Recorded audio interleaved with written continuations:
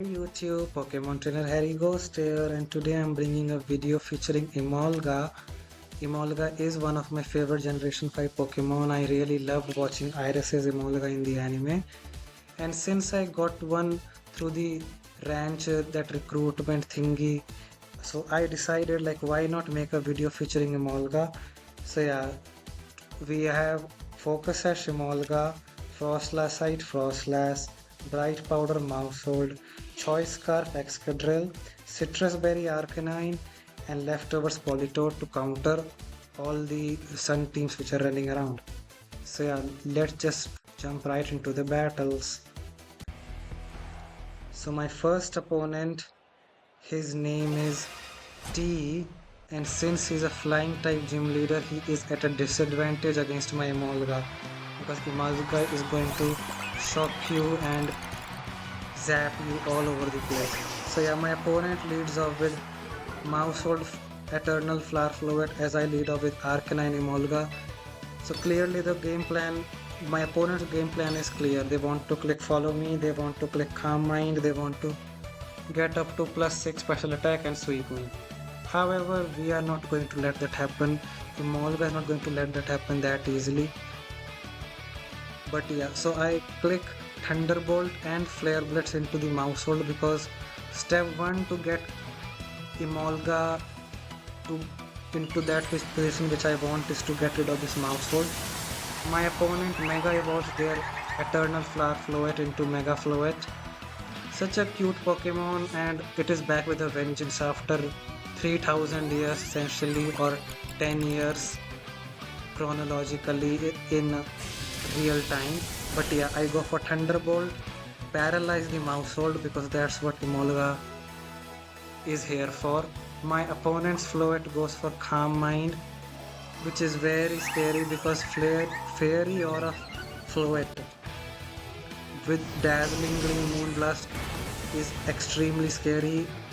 Flare Blitz brings Mousehold down very low, and this is the situation which I want. I go for Extreme Speed into Mousehold, and because I have Encore and because Emolga is one base speed higher than Eternal Flower, this Mega Floet's base speed, I will be able to KO the Mousehold so that it is unable to go for follow me, and then we go for Encore, locking the Mega Floet into Calm Mind. So that means as long as Emolga is on the field, my opponent's Mega Floet is absolutely useless. My opponent gets off his second Calm Mind, but as I said, as long as I have my Emolga alive, there is no reason to worry. But my opponent knows his game plan. He brings his Aerodactyl, knowing he should set up Tailwind if he wants to get over this Encore loop. So I go for Extreme Speed and Thunderbolt into the Aerodactyl, so in order to knock it out, because I go for Extreme Speed in case he wants to go for Rock Slide or something. At least by going for Extreme Speed I will be able to break its Focus Sash. My opponent switches out its their Mega Floet because it is logged into Calm Mind and bring in their Incineroar. I go for Extreme Speed, break the Focus Sash. My opponent's Aerodactyl goes for Tailwind, which is the correct play because they need to outspeed their Mega Floet to avoid the Encore loop. Thunderbolt from Emolga is able to knock out Aerodactyl. So yes, Emolga is such a threat to my opponent's team because they cannot comfortably set up Calm Mind and sweep my team. Now my opponent is going to bring back their Mega Floet, which is fine. I am going to switch out my Arcanine into Politoed and protect my Emolga because I don't want my own Focus Sash to be broken right now by fake out Dazzling Gleam or something. Since my Politoed has Perish Song and my opponent only has 2 Pokemon, as long as my Politoed is able to live 2 attacks or whatever, like till the next turn when it is able to move, I should be able to win this game. My opponent's Mega Floet goes for Dazzling Gleam, and because of Fairy Aura it deals nearly half my health because Mega Floet is just that broken. I I don't understand why Game Freak keeps making broken fairy types every generation, but they do for some reason. Fine. Now my opponent has tailwind set up, right? But because Emolga is so fast, my opponent outspeeds me with dazzling gleam, that's fine. Because and we live with that focuser, that is also fine. Because Emolga is so fast, it is able to encore this Incineroar into fake out, and because of these new fake out mechanics, my opponent's Incineroar is forced to struggle from the next turn. I click Perish Song, and because I have 4 Pokemon and they only have 2, one of which is a struggling Incineroar, this game is pretty much locked up, and everybody's Perish count falls to 0. And seeing the situation, my opponent does indeed forfeit this battle, and which is understandable. Like, it is pretty obvious. I have Arcanine to wall this Floette, and Incineroar is going to struggle. So we win this battle against T. Moving on to the next battle. This is going to be against Edu, who is a master trainer in the master class. Understandable, have a great day. Now my opponent leads off with Archaludon and Incineroar, as I lead off with my Choice Scarf, Excadrill and my Emolga. Now my Emolga is in a decent situation, and I know that my opponent cannot resist the urge to go for fake out into the Excadrill, because obviously they would not want their Archaludon and their Incineroar to get damaged by my stab ground type attack. So I switch into my Arcanine, as they do click fake out into my Excadrill slot. Once again Emolga goes for Encore, locking this Incineroar into fake out. So if it does not switch out, it is going to struggle. Skillfully my Emolga misses the Draco Meteor from the opponent's Archaludon, which is understandable. Archaludon is indeed a very broken Pokemon. I don't understand why Archaludon is allowed to have a 130 base power electric attack. Sure, it is electric, some might say it is not stab, but 130 base power electric attack, which is able to ignore its charge turn, which due to this Pelipper coming in, which we one shot with my Emolga. Incoming Pelipper gets one shot because it must not be Focus Sash, it must be Choice Scarf. Emolga one shots another Pokemon. I go for Flare Blitz, expecting them not to bring in their Pelipper into the Incineroar slot, because obviously Emolga was going to threaten them, expecting them to maybe bring in Basculegion, because obviously, let's be real here, they do have a Basculegion, but Basculegion would have been able to survive an electric attack from Emolga. Emolga doesn't have the highest attacking stats in the world. Skillfully my opponent crits me with Electro Shot, because obviously Archaludon is the bane of everybody's existence. I don't understand. I mean it is fine. I don't like why our rock types have to face the downfall of 90% accurate Meteor Beam at 120 base power. Meanwhile, Archaludon gets 130 base power, 100% accurate, charge turn removed, everything fine, whatever. The opponent's Basculegion outspeeds me with Flip Turn. I live with my Focus Sash, and because Emolga is so powerful, it paralyzes the opposing Basculegion with Static, and so my opponent's Basculegion is kinda neutered. Seeing that my opponent's Archaludon is Stamina, I do not click Flare Blitz this turn. Instead, I go for Will-O-Wisp. I paralyze my opponent's Incineroar as well with Thunderbolt, because Emolga is not here to play. Emolga is here to win, and that is what it is doing. I burn the opposing Archaludon so that it is unable to recover health from its leftovers over the turns, and it is stuck at whatever damage I deal to it.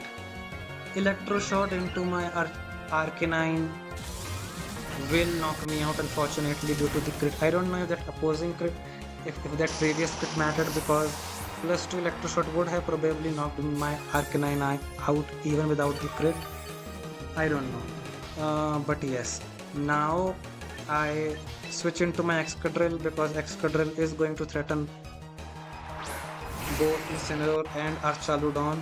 I could have potentially switched into my Frostlass, activated the Snow Warning and removed the Electroshot, but it is fine. I wanted to deal some damage to Incineroar and Archaludon because I knew that since I already have Emolga next to it, my partner is immune to my Earthquake. My opponent does click Fake Out once again and gets a crit, even though they have seen my Emolga Encore the Incineroar into Fake Out, yet they decide to go for Fake Out. That is fine. My opponent goes for Electroshot because they want to just spam Electroshot, I guess, get as many special attack boosters as humanly possible, which is fine. If as long as they keep increasing the special attack, they have a chance of KOing my Excadrill with Draco Meteor, Flash Cannon, whatever they have. Once again, I go for I go for Encore into the opposing Incineroar, blocking it into Fake Out. Excadrill's Earthquake brings Incineroar very low. Archaludon takes it because of its previous stamina boosts and because it has very high defense stat. Incineroar gets logged into Encore and is logged into Fake Out. Now my opponent clicks Electroshot once again, and because they click Electroshot, I know that they KO my Emolga. That unfortunately I couldn't I couldn't clip it correctly, I guess, so that is why we don't see Electroshot's animation, but they do knock out my Emolga. So now I bring my Frostlass, which will activate Snow Warning after Mega Evolution and get rid of this rain, which is fine.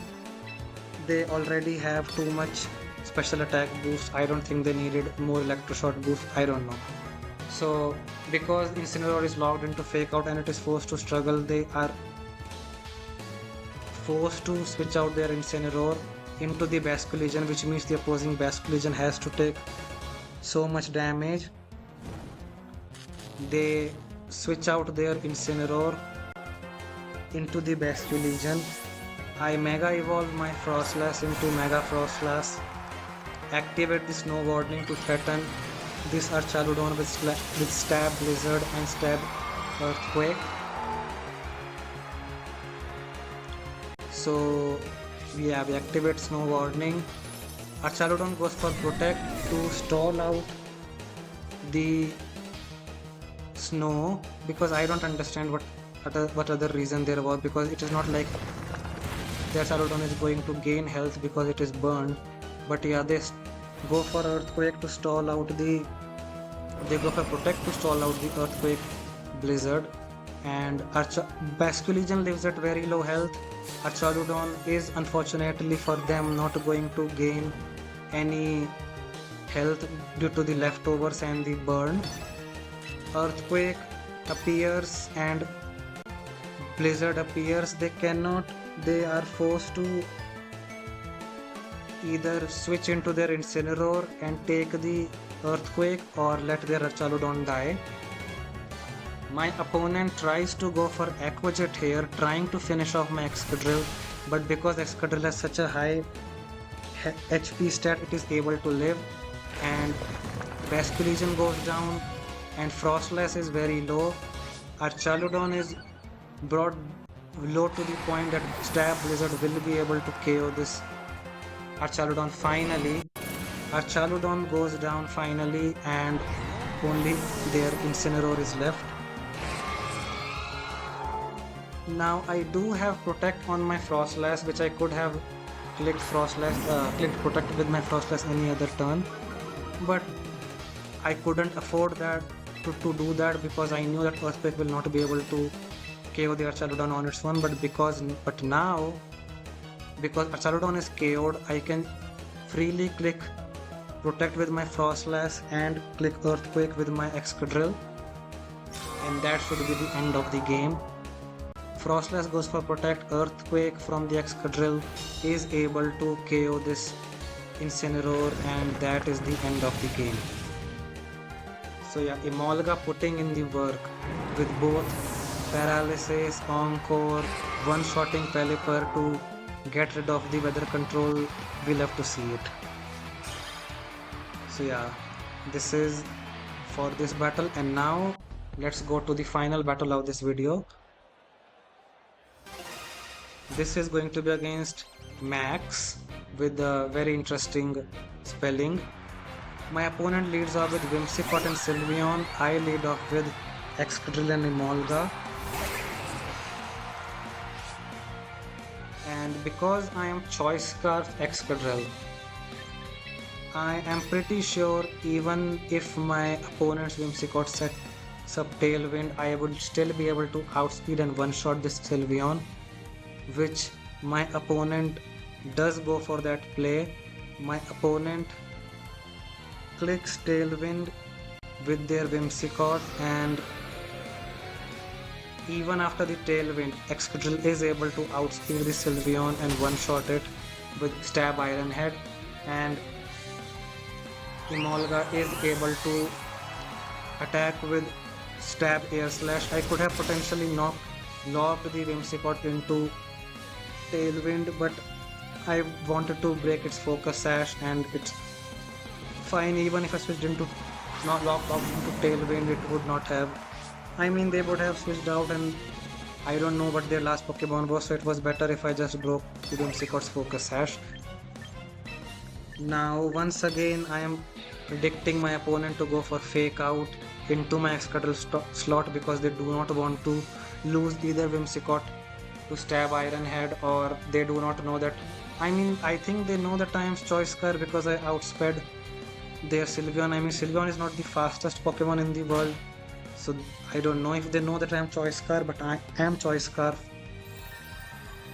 Excadrill. So my opponent goes for Moonblast, but since I have my own Focus Sash, even if they got crit or something, I would not have been knocked out, and I lock the Incineroar into Fake Out once again.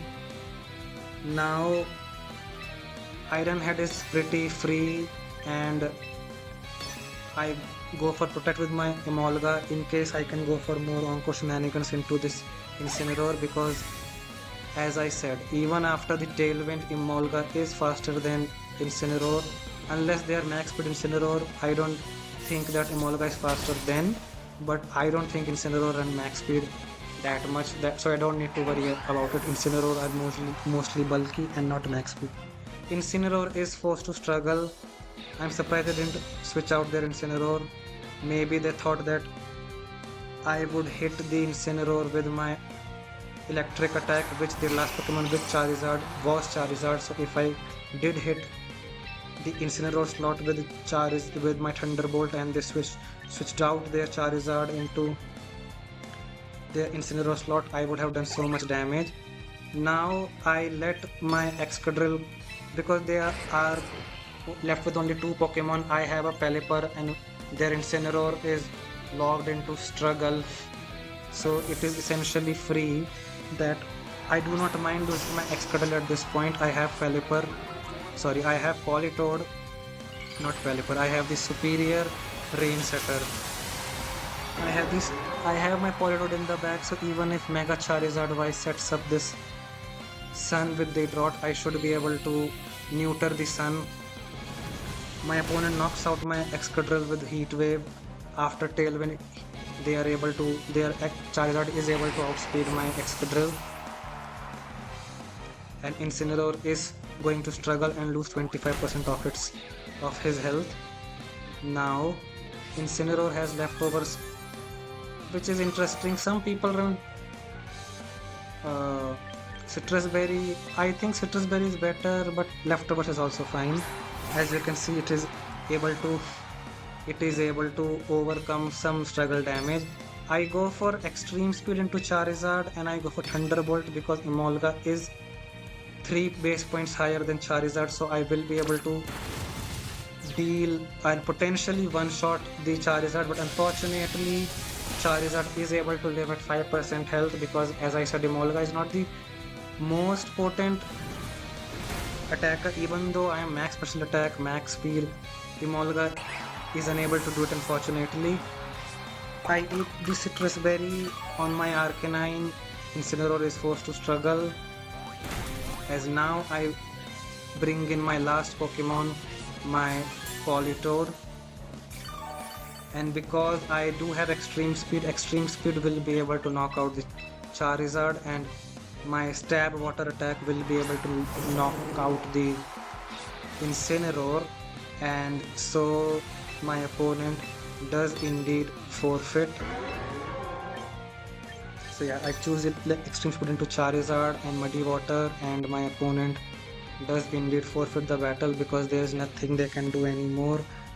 Even if the Incineroar gets rid of its Encore, Politoed still outspeeds because Politoed has a higher base speed than Incineroar, unless it is max speed Incineroar, as I said. But max speed Incineroar, I mean, Politoed is going to live whatever Incineroar throws at it. So yeah, this was the battle and this was the video. Thank you so much for watching, and I'll see you next time.